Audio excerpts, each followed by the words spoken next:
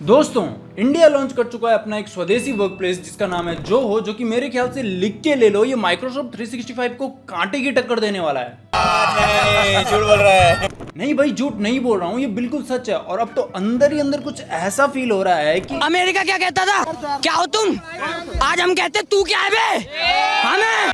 फिलहाल के लिए अमेरिका को साइड में रखें तो इंडिया स्टेप अप कर चुका है एक नए टेक रिवॉल्यूशन में, जहां पायरेसी एक सबसे बड़ा कंसर्न बन चुका है। जहां लोगों को ये डर रहता था कि उनका most of the sensitive business data, चाहे वो इंडिया के सर्वर पे ही क्यों ना हो, फिर भी अमेरिका की कोर्ट से सिर्फ एक लीगल नोटिस पर डिमांड किया जा सकता है और फिर उसे पर्सनल यूज या किसी के एक्सप्लॉयटेशन के लिए भी यूज किया जा सकता है। लेकिन इसी का सॉल्यूशन निकाला है इंडिया के जोहो कॉर्पोरेशन ने, जिसने अक्टूबर 31, 2020 को जोहो वर्कप्लेस लॉन्च किया। और अब 2025 तक ये वर्कप्लेस इतना रिफाइन हो गया है कि अब इंडियंस इसे अपने डेली लाइफ के हर office related work, productivity tool, personal chat और फाइल शेयरिंग के लिए भी यूज कर सकते हैं। बल्कि मैं तो कहता हूं कि आप सभी लोग ये सब यूज करना छोड़ दो। आपको बता दूं कि अभी के टाइम पे अगर दुनिया में कोई सबसे बड़ी वॉर पॉसिबल है ना, तो वो साइबर डिजिटल वॉर है। एक बार सोचो यार, हम अमेरिका पे इतने रिलायबल हो चुके हैं कि हमारा सारा का सारा डेटा और प्राइवेट इंफॉर्मेशन हमारे खुद के कंट्रोल में नहीं है। वहीं जो जिसके पास अकेले वो सारे टूल्स हैं जो गूगल और माइक्रोसॉफ्ट के पास मिला के हैं, वो इंडिया में पॉपुलैरिटी गेन कर रहा है, जो कि एक पॉजिटिव सिग्नल है हमारे देश की ग्रोथ के लिए। तो चलो इसका एक डिटेल ब्रेकडाउन करते हैं। जोहो के पास कुल मिलाकर 55 प्लस टूल्स हैं, जिसमें जोहो मेल जो माइक्रोसॉफ्ट आउटलुक और जीमेल जैसा है, जोहो राइटर जो माइक्रोसॉफ्ट वर्ड और गूगल डॉक्स के सिमिलर है, जोहो वर्क ड्राइव जो one drive and Google drive के जैसा है, और इसके अलावा लगभग सारे टूल्स जो माइक्रोसॉफ्ट और गूगल के पास हैं जोहो के पास अवेलेबल हैं। और बात यहीं खत्म नहीं होती है। जोहो वर्कप्लेस इन दोनों से काफ़ी ज़्यादा अफोर्डेबल है, जहां माइक्रोसॉफ्ट 365 का monthly basic plan 145 rupees per month है और गूगल वर्कप्लेस का 276 रुपीज़ है। वहीं जोहो वर्कप्लेस आपको मिलता है सिर्फ 59 रुपीज़ पर मंथ के प्राइस पे। लेकिन दुख की बात पता क्या है, इंडिया में ऐसे लोग हैं जो इन्फीरियर फील करते हैं इंडियन चीज़ें प्रमोट करने में या यूज़ करने में।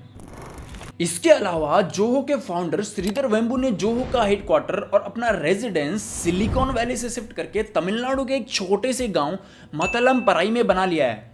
मतलब सोच सकते हो, बंदा अमेरिका जैसी कंट्री से अपना बोरिया बिस्तरा बांध के वापस आया है India to serve for India. Sridhar openly कहते हैं कि वहाँ के लोगों में जो हायर स्टेटस के लिए कंपटीशन और हाई इनकम सेग्रीगेशन है, वो जोहो जैसे प्लेटफॉर्म के रियल वैल्यू पर लगने वाली एनर्जी को डाइवर्ट करता है। उनका मेन मोटो यही है कि इंडिया को सर्विस देके उनसे मिलने वाला पैसा, जो कि बेसिकली इंडिया का ही है, वो पैसा इंडिया में ही रहे, जिससे ऑब्वियसली इंडिया के लिए ज़्यादा जॉब्स क्रिएट होंगी और हम अपना डेटा भी सिक्योर कर पाएंगे। Even union IT minister Ashwini Vaishnaw ने रिसेंटली अनाउंस किया है कि उन्होंने पर्सनली जोहो का ऑफिस वर्कप्लेस अडॉप्ट कर लिया है, जो कि एक बड़ी स्वदेशी इनिशिएटिव का पार्ट है, जिसका बेसिकली मेन मोटो यही है कि हम इंडियन टेक प्लेटफॉर्म को सपोर्ट करें और फॉरेन सॉफ्टवेयर पे डिपेंडेंसी कम से कम रखें। इनका बिजनेस मॉडल बहुत ही सिंपल है, जो कि सिर्फ सब्सक्रिप्शन बेस्ड है। मतलब तुम बस पैसा दो और बदले में हमसे सर्विस लो। और इसीलिए जोहो ने 3 ऐसे कमिटमेंट्स दिए हैं जो नॉन निगोशिएबल है, जिसमें पहला आता है डेटा ओनरशिप। मतलब तुम्हारा डेटा तुम्हारा है, जोहो को इससे कुछ मतलब नहीं है, उसे घंटा फर्क नहीं पड़ता। दूसरा है डेटा सेलिंग, विच मीन्स कि पब्लिक के डेटा को बेचकर उससे कोई पैसा नहीं कमाया जाएगा। और इसी में तीसरा आता है एडवर्टाइजमेंट, जिसमें ये लोग कहते हैं कि हम पे ट्रस्ट करना है तो करो, वरना भाई हम तो कोई एडवर्टाइजमेंट नहीं करने वाले। हमारी वैल्यू ही इतनी स्ट्रांग है कि हमें पेड प्रमोशन करने की ज़रूरत ही नहीं है। तो बस अब चॉइस तुम्हारी है। 70% ज़्यादा पैसा देके उन्हीं लोगों के सिस्टम में फंसना है जो हमारे डेटा का पर्सनल यूज़ कर रहे हैं, या फिर एक सिक्योर, प्राइवेट और स्वदेशी प्लेटफॉर्म पर स्विच करना जहां प्राइवेसी सेफ है, कॉस्ट भी काफ़ी कम है और तुम ये टूल्स यूज़ करके अपने ही इंडियन इंजीनियर्स को सपोर्ट कर पाओगे। तो भाई मैं तो ये टूल्स यूज़ करना स्टार्ट कर चुका हूँ और मुझे ये पर्सनली इंटरेस्टिंग भी लग रहा है। अब देखते हैं लोग इसे कितना पसंद करते हैं, या फिर ये भी हाइक मैसेंजर्स के जैसे कोलैप्स हो जाएगा। क्योंकि भाई ऐसे बहुत सारे सोशियो इकोनॉमिक फैक्टर्स होते हैं जिससे हो सकता है ये ज़्यादा देर तक ना टिकें, क्योंकि माइक्रोसॉफ्ट और गूगल इतनी आसानी से इंडिया जैसे इतने बड़े मार्केट को अपने हाथों से जाने नहीं देंगे।